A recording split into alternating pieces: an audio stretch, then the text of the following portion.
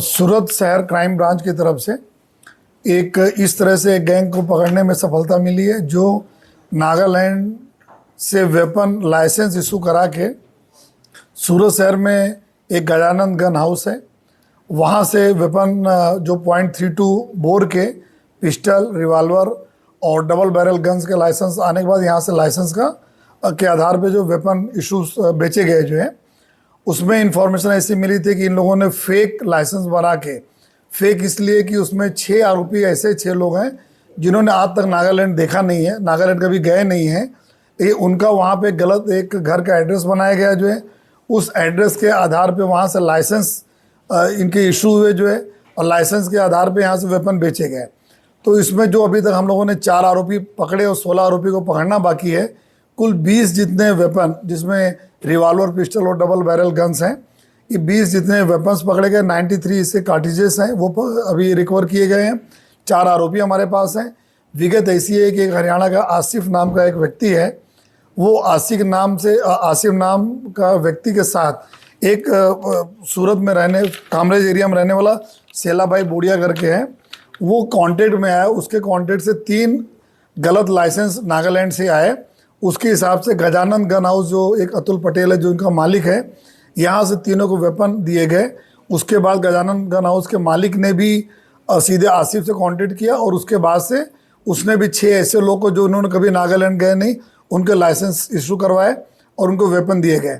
उसी के अनुसंधान में जब पुलिस ने रिकवरी किया तो उसमें हमें अलग अलग सूरत के अलावा आनंद, बड़ोदरा, अहमदाबाद, महसाणा, जामनगर, जूनागढ़, मोरवी, उनके भी लोगों के 14 लाइसेंस इनके पास जमा हुए हैं।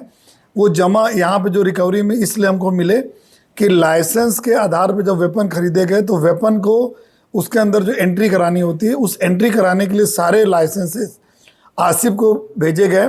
और आसिफ के जो ये पूरी मोडस ऑपरेंडी थी कि नागालैंड के एक एड्रेस पे सारा आधार कार्ड, पैन कार्ड, बाकी फ़ोटो वगैरह वहाँ कुरियर कर दिया करते थे ब्लू डार्ट कुरियर के माध्यम से, और 8 से 10 लाख रुपया पर लाइसेंस के हिसाब से पैसा ये आसिफ को नोएडा और दिल्ली वहाँ पे आंगड़िया किया जाता था जो है। उसके बाद आसिफ अपने नेटवर्क से लाइसेंस बना के फिर यहाँ पे सीधे कुरियर आता था गजानन गन हाउस में, फिर यहाँ से उसके आधार पे सारे इनको जितने कस्टमर थे उनको दे दिए जाया करते थे और उससे वेपन भी इशू कर दिए करते थे। तो ये एक जो प्रक्रिया जो चल रही थी उसमें 20 जितना वेपन, 4 आरोपी अभी और 93 कार्टिजेस हमको अभी रिकवर करने में, पकड़ने में सफलता मिली है। और 16 आरोपियों के लिए हमारी जो 4 क्राइम ब्रांच के इंस्पेक्टर्स की टीम पूरी काम कर रही है जो है। और आने वाले समय में जो हमारी टीम भी नागालैंड गई है वो ये देख रही है कि लाइसेंस कैसे इशू हुए।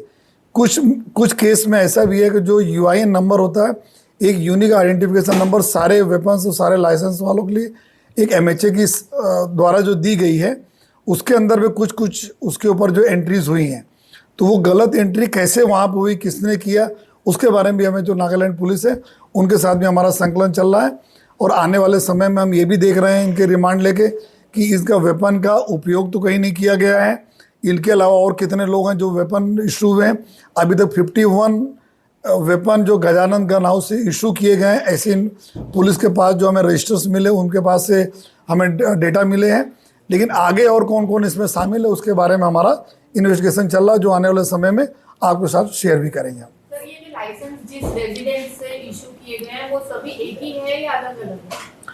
इन्होंने जो बनाया है, जो अभी जितना हम लोग अभी मिले हैं सबका अलग अलग ही है, लेकिन सबके नागालैंड के अलग अलग एड्रेसेस के ये दिए गए हैं। और उसमें से ये लोग कभी नागालैंड गए भी नहीं हैं, लेकिन वहाँ पे बनाया गया। तो ये इनका जो नेटवर्क है, कुछ डमी हाउसेस के डमी एड्रेसेस लेके ये लोग करते गए। और कुछ केसेस इन्होंने ऐसा भी किया कि जो ओरिजिनल लाइसेंस होल्डर नागालैंड के लोग हैं, जिनकी एज ज़्यादा हो गई, उनके रिटेनर तरीके नाम डाले गए।